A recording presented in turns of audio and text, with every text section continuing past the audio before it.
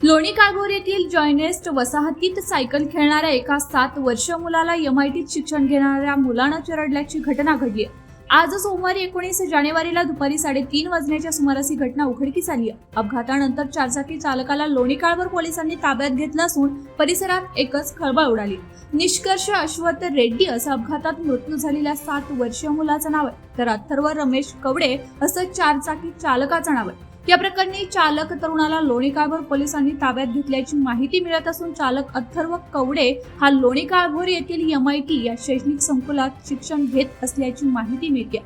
मिळालेल्या माहितीनुसार अथर्व कवडे हा जॉयनेस्ट येथे राहणाऱ्या आपल्या मित्राला सोडायला चारचाकी घेऊन आला होता। यावेळी मित्राला सोडल्यानंतर गाडी पाठीमागे घेत असताना सायकल खेळात मग्न असलेल्या निष्कर्ष रेड्डी याच्या सायकलला जोरदार धडक बसली आणि तो चारचाकी गाडीच्या चाकाखाली आला, त्यामुळे त्याच्या अंगावरून दोन्ही टायर गेले। या अपघातात मुलगा निष्कर्ष रेड्डी याच्या डोक्याला गंभीर दुखापत झाली आणि तो बेशुद्ध पडला।